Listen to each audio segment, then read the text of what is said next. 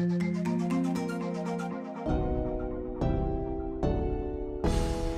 a lot of times when it comes to trends, the first thing people think is, oh, well, I'm going to go and I'm going to be trend spotting. I don't think that trend spotting exists. I think idea spotting exists. But trends are not something that just walk by on a street and you're like, oh, there's the trend. That's the color. That's the trend. I don't believe that's how it works. Instead, I think trend curation is what leads to predicting the future. And so a big part of what I spend my time doing is not just talking about trends, and now we're going to make a shift to talk about the 7 trends that I know you all are here to listen to, but to talk about how those trends come to being, how this curation process works. Because a trend, the definition of a trend, my definition of a trend, is a unique curated observation of the accelerating present. And the really important part of that is the accelerating present. Because what it says is, you can see what's happening right now, and you can predict what's going to accelerate. And there's the prediction for the trend. So now let's talk about how it works. Let's talk about what it looks like. Now, I could tell you about the process, but that would be a little bit like how they used to teach these children to swim in the 1920s. Which, as you can imagine, was questionably effective when they eventually got into the water, right? So instead of doing that, I'm going to actually take you inside the process. So everything from how I read books and how I share information, to how I teach my team and we all gather information. We put it into these notebooks and we capture all of these notes.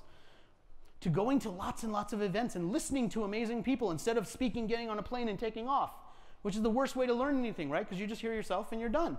But if you stick around, if you listen, then you start to see what the patterns are. And I want to take you through something that I've never done in any of the years that I've done research until this year, which is show you what this looks like in real time, sped up. So this is a time-lapse video of the trend curation process for me. And essentially what it is taking articles from magazines, ripping things out, clipping them together based on ideas, things that unite them. So it starts to aggregate different ideas together. And then as this process continues, these ideas get aggregated, they start to get elevated. So different pieces of this puzzle fit together.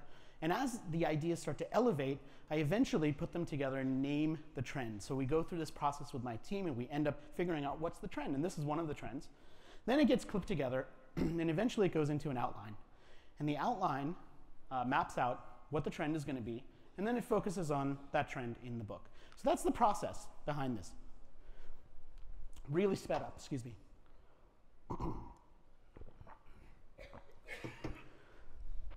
Now this is what the trends report looks like every year. So there's a new version of it every year. And I do probably what many of my author friends call the dumbest thing you can do with a book, which is I rewrite the same book and then republish it every year. I mean, why would you do that? Isn't it better to just have these trends and be ready to go? Well, the problem is that these trends are evolving so quickly.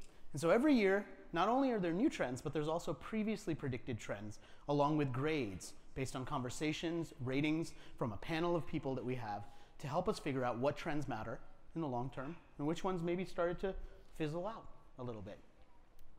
So every year there's 15 trends, like I said, and these are the 15. I know you can't see this. This is just kind of a map of one of the pages of the book.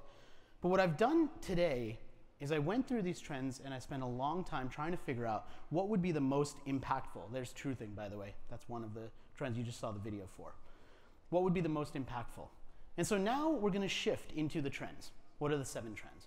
And what you'll see from each one of these trends is not only a description of the trend and the stories behind why it's a trend, but also a stealable idea for each one.